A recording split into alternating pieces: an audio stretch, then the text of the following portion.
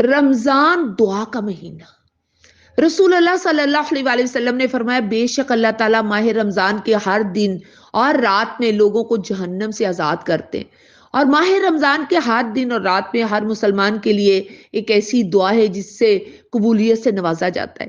تو اس لیے رمضان المبارک میں خوب خوب اللہ سے دعائیں کرنی، شوق سے، محبت سے، رغبت سے، ہاں، اللہ کے سامنے عاجزی انکساری کا اظہار کرتے ہوئے دعائیں کرنی ہیں۔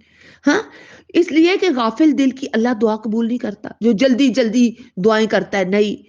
ہاں، اللہ تعالیٰ کے سامنے آہو زاری کے ساتھ، جنگ بدر میں دیکھیں نبی صلی اللہ علیہ وآلہ وسلم اتنی آہو زاری کے دعائیں کر رہے تھے کہ آپ کی چادر آپ کے کندھے سے نیچے گر گئی۔ ہاں، تو اپنے رب سے نیک کاموں کا وسیلہ دے کے بھی دعا کر سکتے ہیں۔ بنی اسرائیل کے 3 لوگ غار میں بند ہو گئے تھے نا، انہوں نے اپنے نیک کاموں کا وسیلہ دیا تو اللہ نے غار کا منہ کھول دیا۔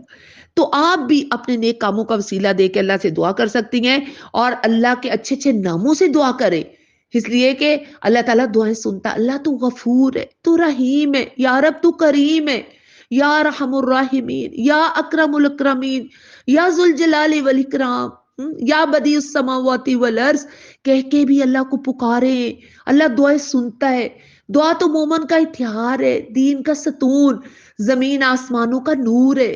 رسول اللہ صلی اللہ علیہ وآلہ وسلم نے فرمایا جس کے لیے دعا کا دروازہ کھول دیا گیا اس کے لیے رحمت کے دروازے کھول دیے گئے۔ تو جو چیز اللہ تعالیٰ سے مانگنی ہے وہ ہے دعا۔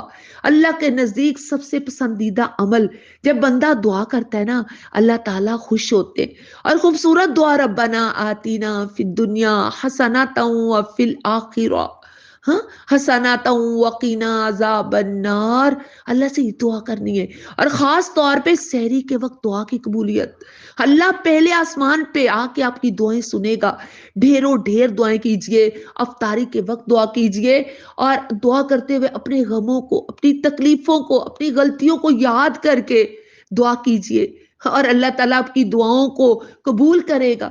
یونس علیہ السلام اس مچھلی کے اندھیروں میں رب کو پکارا تھا کہ یا رب میں اپنی جان پہ ظلم کر بیٹھا، اللہ نے اس کو کیا فرمایا تھا کہ ہم تجھے اس غم سے نجات دے دیں گے۔